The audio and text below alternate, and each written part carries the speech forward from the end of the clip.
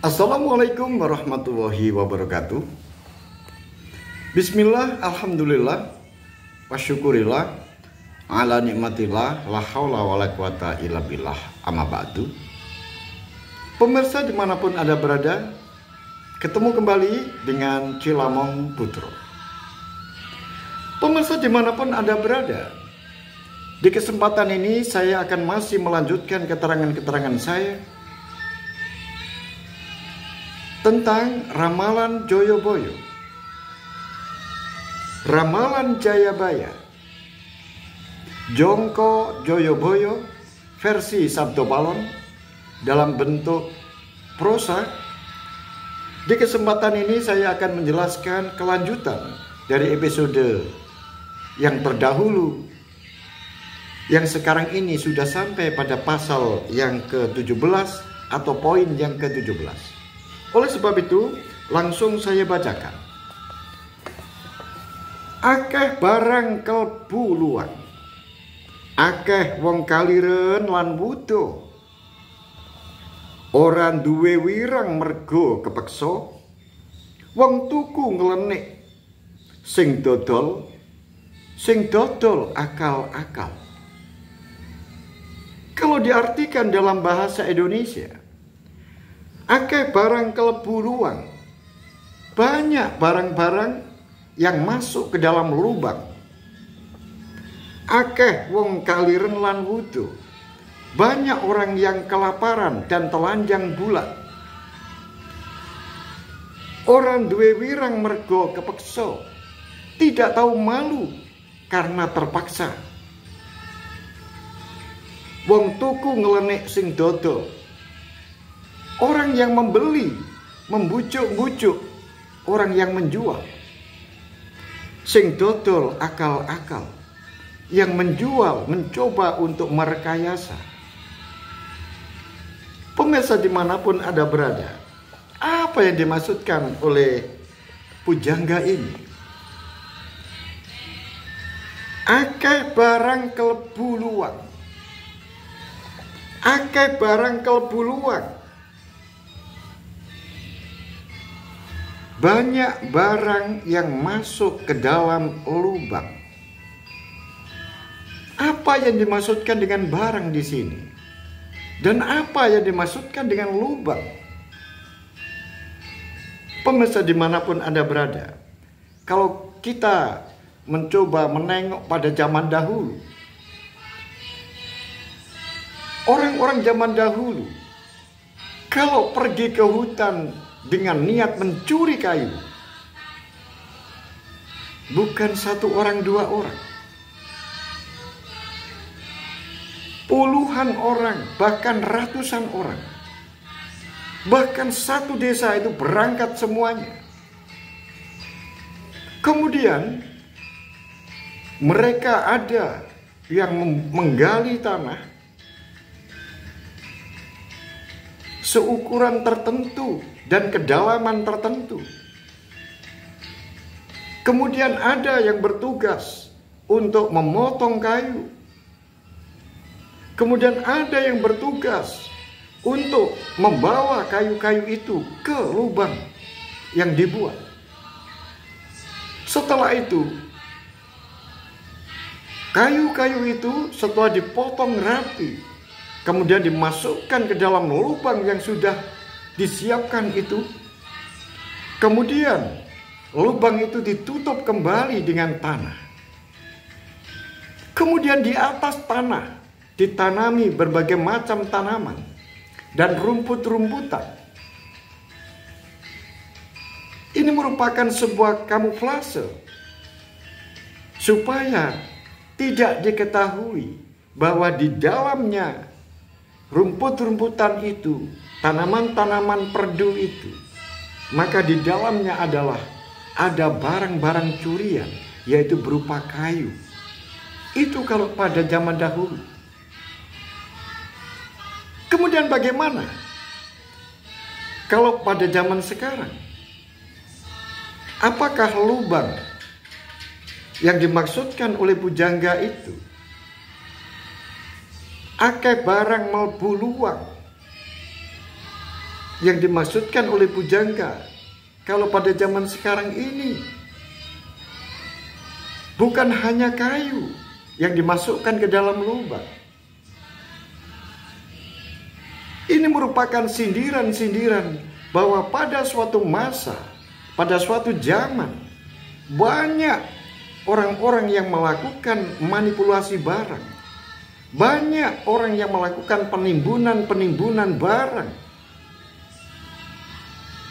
Dan juga memberikan sindiran kepada suatu masa bahwa pada suatu saat nanti akan terjadi sebuah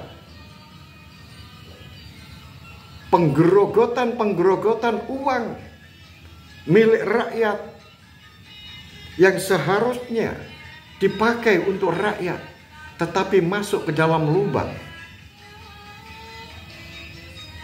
yaitu orang-orang yang mencoba untuk melakukan korupsi, orang-orang yang melakukan manipulasi, orang-orang yang melakukan hal-hal demi keuntungan pribadi.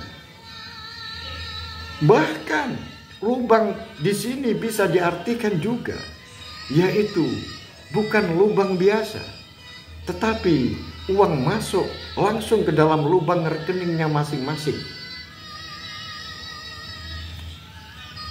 Ini merupakan sindiran yang dilontarkan oleh pujangga, sehingga akeh barang melbuluan.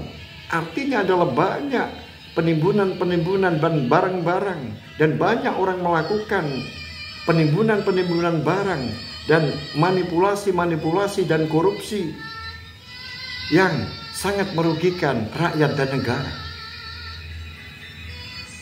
Pemirsa dimanapun Anda berada, dilanjutkan dengan kata akeh wong kaliren lan wudu. Ini juga bisa berarti makna yang sebenarnya, juga bisa dalam arti sindiran. Akibat dari terjadinya penimbunan barang, maka terjadilah kelangkaan barang. Kalau itu yang ditimbun adalah bahan-bahan pokok, maka dengan sendirinya, maka kebutuhan rakyat akan tidak terpenuhi. Apalagi itu yang berkaitan dengan pangan, maka akan terjadi kelangkaan pangan. Dan kalau sudah terjadi kelangkaan pangan, otomatis banyak orang yang kalir. Demikian juga kalau sudah penimbunan yang berkaitan dengan sandang, kelangkaan pakaian, kelangkaan barang-barang yang sifatnya dipakai di tubuh, yaitu kain dan sebagainya, maka akan terjadi wudu atau tidak berpakaian. Itu kalau dalam arti yang sebenarnya. Tetapi pujangga ini lebih mengarah kelanjutan dari yang kalimat di atasnya, bahwa yang dimaksudkan kaliren di sini adalah yaitu kelaparan yang berkaitan dengan nafsu angkara murka. Orang-orang yang melakukan tindakan-tindakan manipulasi barang, melakukan penimbunan barang, dan orang-orang yang korupsi, ini merupakan orang-orang yang kelaparan. Diibaratkan orang-orang yang kelaparan karena mereka menuruti hawa nafsunya untuk menumpuk kekayaan dan harta. Ingin kaya dan lebih kaya, sehingga seakan-akan orang-orang seperti ini adalah orang-orang kelaparan. Oleh sebab itu, lan wudu itu artinya adalah tidak berpakaian Apa itu maknanya? Dia tidak tahu malu. Orang-orang yang tidak tahu malu, mereka mengorbankan banyak orang demi keuntungan dirinya sendiri, memanipulasi barang, menimbun barang demi keuntungan pribadinya. Mereka melakukan korupsi untuk kepentingannya sendiri, tidak memikirkan kepentingan orang lain. Ini adalah orang-orang yang tidak tahu malu. Ini yang dikatakan lan wudo. Wudo di sini adalah tidak tahu malu atau melakukan sesuatu yang terang-terangan. Pemirsa dimanapun Anda berada, dilanjutkan dengan kalimat berikutnya. Orang duwe wirang mergo kepeksa. Nah, seperti tadi, orang-orang itu tidak tahu malu mergo kepeksa. Kepeksa di sini bisa diartikan karena dia itu dituntut untuk melakukan itu demi atasannya, demi istrinya, demi keluarganya, sehingga dia terpaksa melakukan itu karena ada tuntutan. Pemirsa dimanapun Anda berada, dan ini merupakan sebuah perang antara pribadi-pribadi yang jujur, yang baik, dengan atasan-atasan, oknum-oknum yang kurang baik.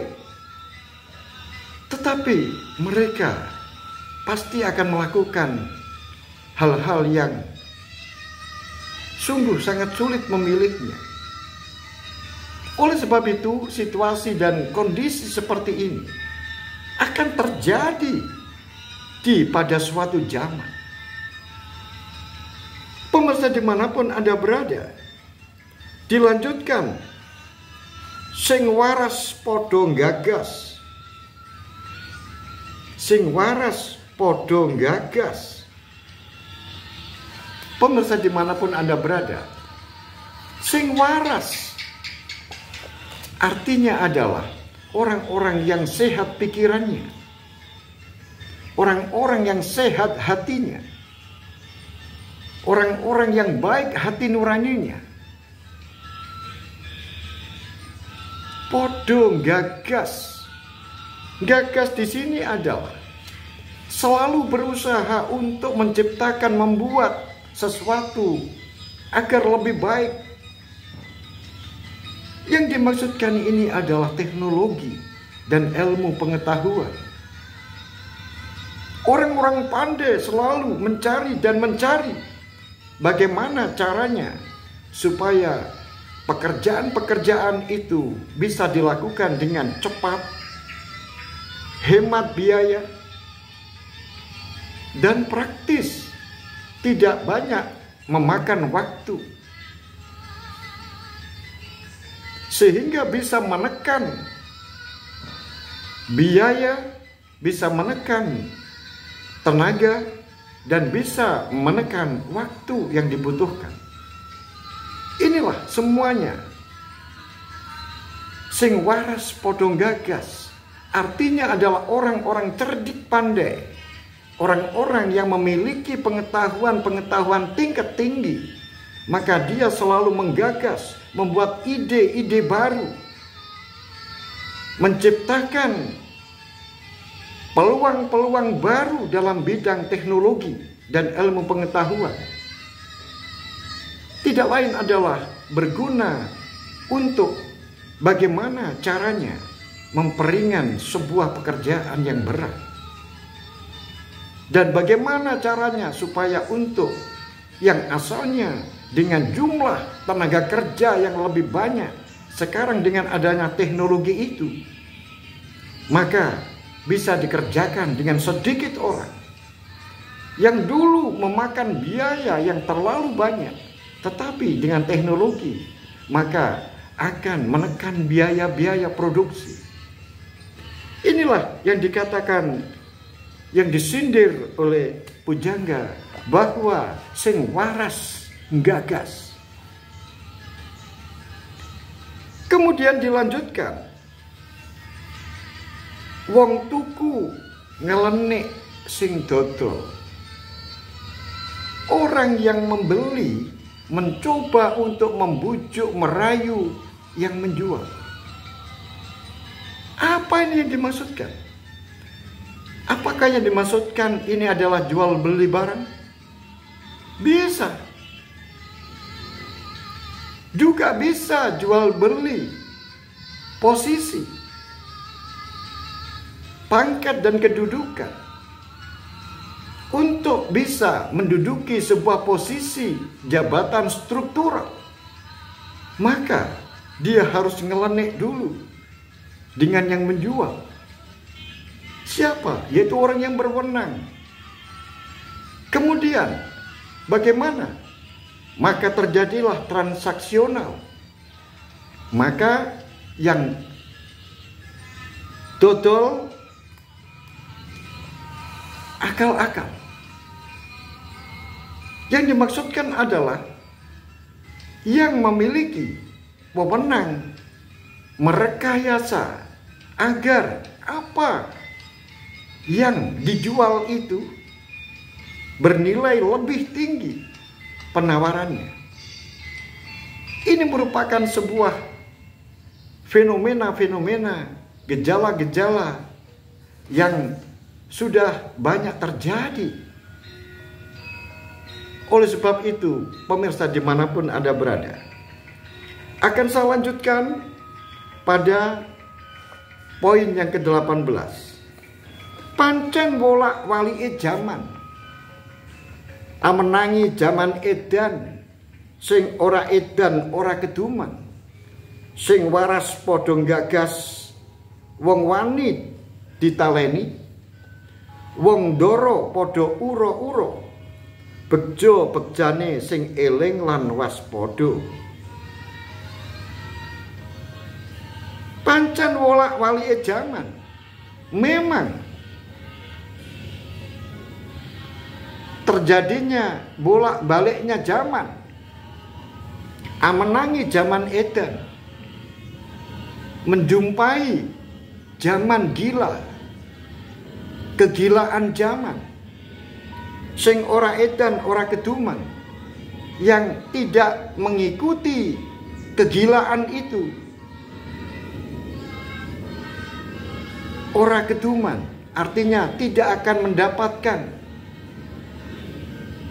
Sing waras padha nggagas,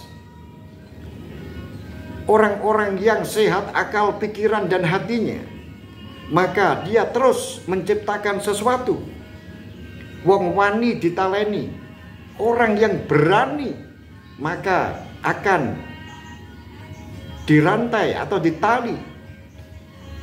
Wong doro podo uro-uro, para juragan, para konglomerat, para orang-orang pemilik modal,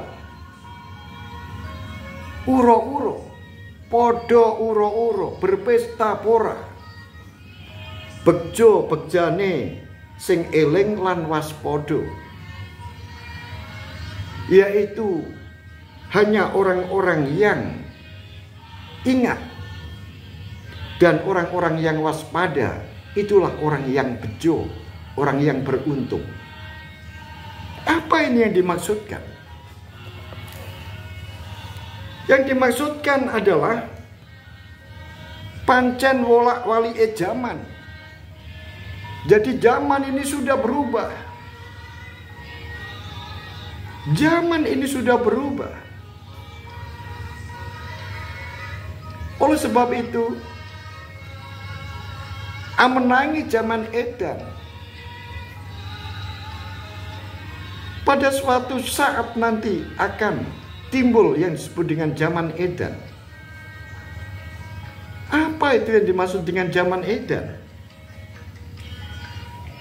Yang dimaksud dengan zaman edan itu tidak lain adalah yaitu suatu zaman di mana di situ sudah muncul teknologi tinggi, sehingga terjadi kemajuan di semua bidang. Kemajuan dalam bidang komunikasi, telekomunikasi, kemajuan dalam bidang perdagangan, kemajuan dalam bidang sosial media, kemajuan dalam bidang perang bintang. Semuanya itu adalah digambarkan adalah zaman edan. Jadi kemajuan teknologi ini benar-benar gila. Dengan berkembangnya ilmu pengetahuan dan teknologi ini, sungguh hampir-hampir kita ini tidak percaya. Karena semuanya bisa dilakukan dengan cepat. Semuanya bisa dilakukan dengan ringan dan mudah. Tidak ada hal-hal yang sulit di zaman sekarang ini. Di zaman teknologi tinggi ini tidak ada sesuatu yang sulit. Semuanya serba mudah. Dan semuanya serba instan. Inilah yang disebut dengan menangi zaman edan.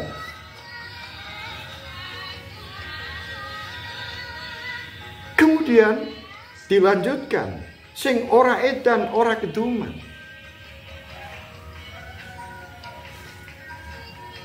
Yang tidak mengikuti kegilaan zaman seperti itu, maka dia akan tertinggal. Artinya adalah bagi orang-orang yang tidak mau merubah mindsetnya, tidak mau merubah pola pikirnya, tidak mau mengikuti arus perkembangan zaman, kemajuan teknologi, dan ilmu pengetahuan yang begitu cepat, dia akan tertinggal.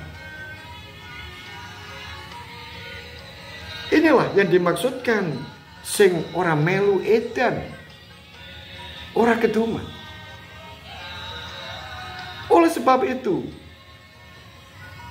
perkembangan ilmu pengetahuan dan teknologi iptek ini bagi orang-orang yang mau mengikuti, mau merubah pola pikirnya, kemudian terus mengikuti perkembangan zaman, maka dialah yang beruntung, karena dia akan terus berkembang.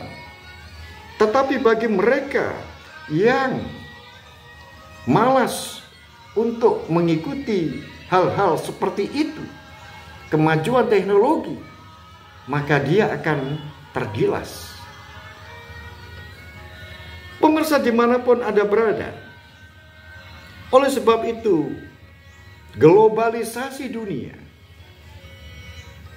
yang dilakukan pada era yang sekarang ini sudah terasa,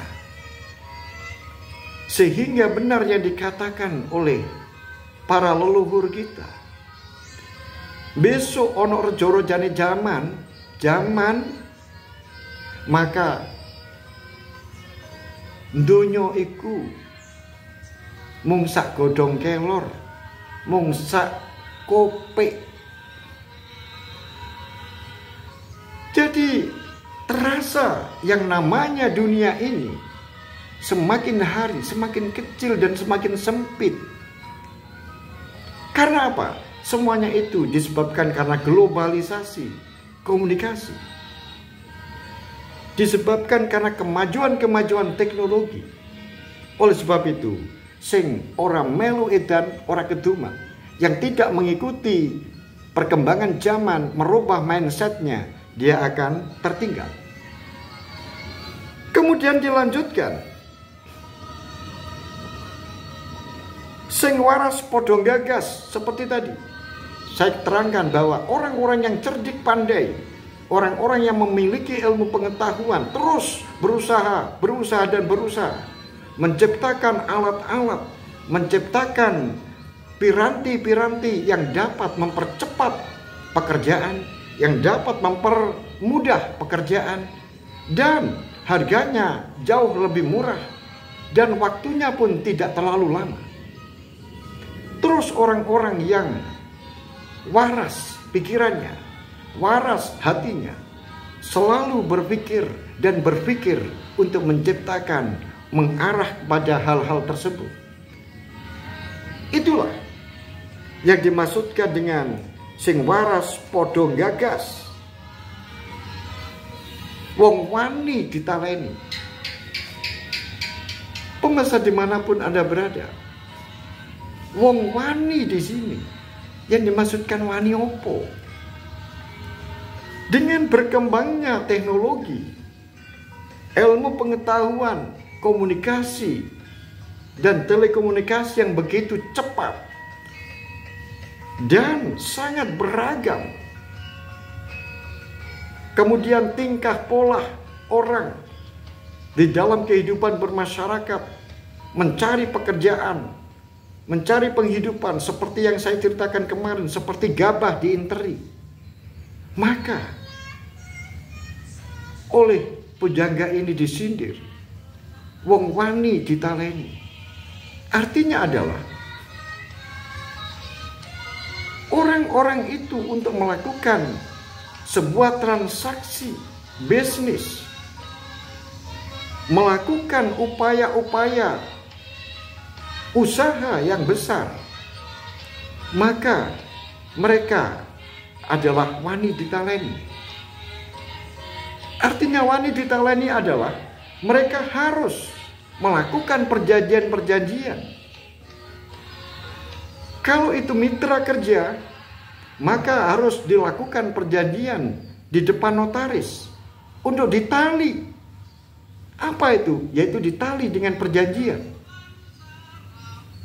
Kemudian bagi konglomerat, bos, para pemodal, karena memiliki karyawan begitu banyak, maka juga harus ditaleni. Ditaleni di sini adalah dilakukan peraturan-peraturan yang mengikat kepada bos dengan karyawan, karyawan dengan bos. Mengikat antara mitra kerja satu dengan mitra kerja yang kedua. Mengikat antara pemilik modal satu dengan pemilik modal yang lain. Sehingga terikatlah dalam sebuah susunan pengorganisasian dagang. Tersusunlah dalam sebuah organisasi bisnis. Itulah yang disebut dengan wong wani ditaleni.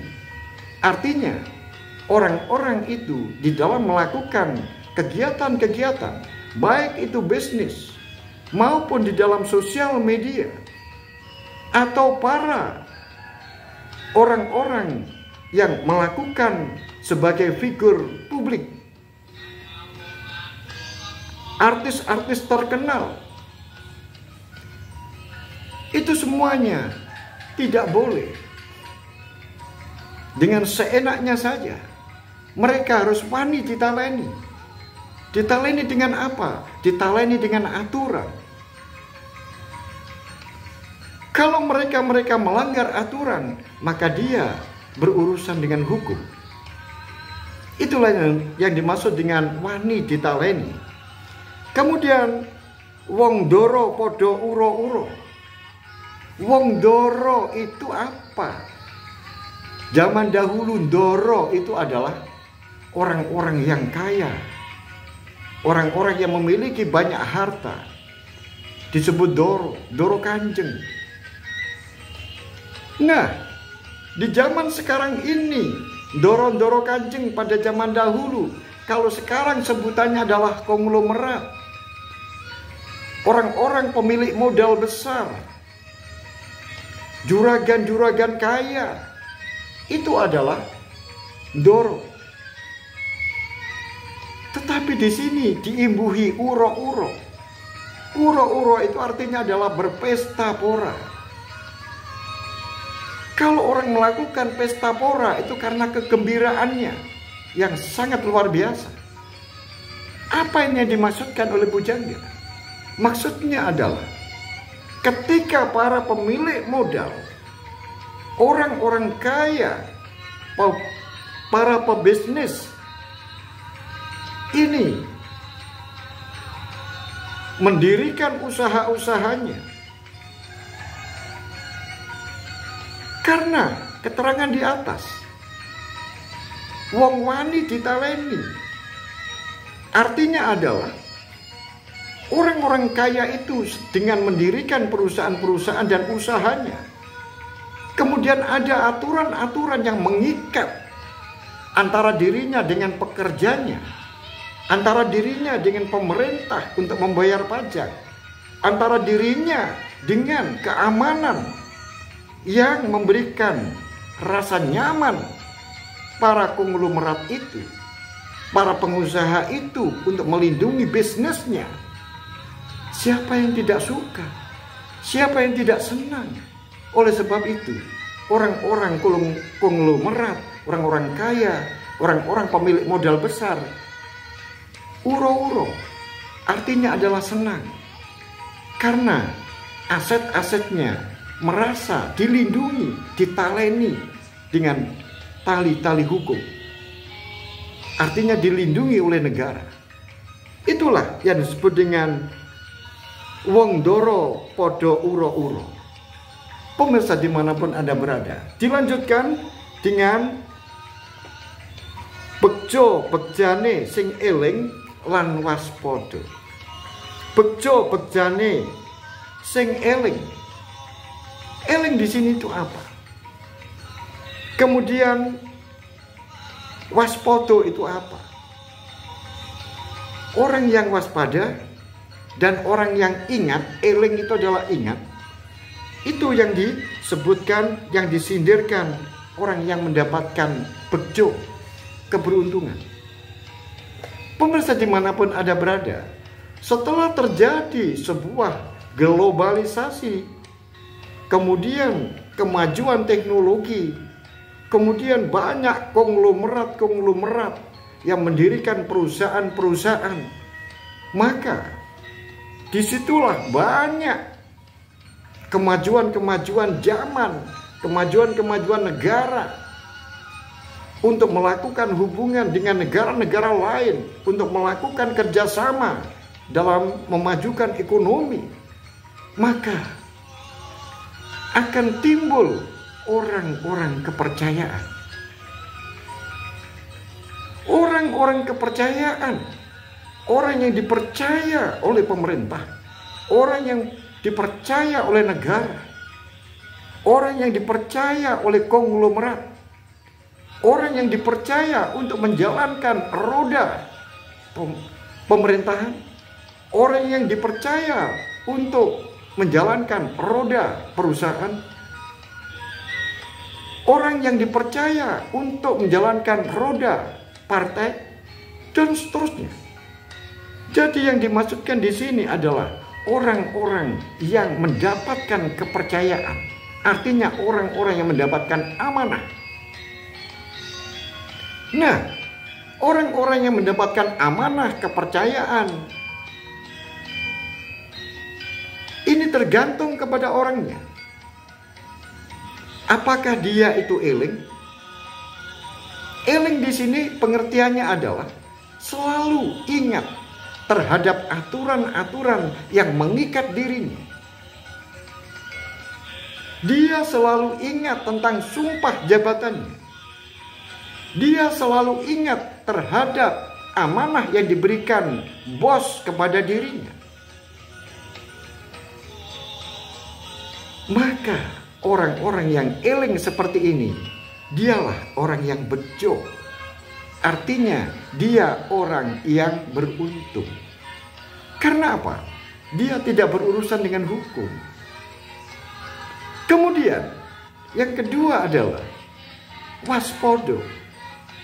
Nah, orang-orang yang selalu eling seperti ini, itu dikarenakan karena dia selalu waspada terhadap apa yang telah diikatkan kepada dirinya, apa yang telah diucapkan dirinya, apa yang telah menjadi kesepakatan bersama Maka kewaspadaan itu dan eling inilah yang menjadikan mereka-mereka itu selamat di dalam menjalankan amanah. Pemirsa dimanapun Anda berada, itulah orang yang mendapatkan bekjo atau mendapatkan keberuntungan di zaman yang begini modernnya, begini cepatnya, di zaman global yang begitu luar biasa ini. Oleh sebab itu, pemirsa dimanapun Anda berada, sampai di sini apa yang saya sampaikan kepada pemirsa, dan semuanya itu Anda sendiri yang telah menilai apakah ramalan-ramalan yang disampaikan oleh pujangga ini sudah terjadi di zaman sekarang atau masih menunggu zaman berikutnya. Oleh sebab itu, Anda sendiri yang akan memberikan penilaian. Sampai di sini ada kurang dan lebihnya, saya mohon maaf yang sebesar-besarnya. Akhirul kalam, billahi taufik wal hidayah, waridho wal inayah. Assalamualaikum warahmatullahi wabarakatuh. Dan jangan lupa berikan semangat, berikan saya like, berikan saya subscribe. Semoga kita semuanya dalam keadaan sehat walafiat. Salam budaya warisan Nusantara.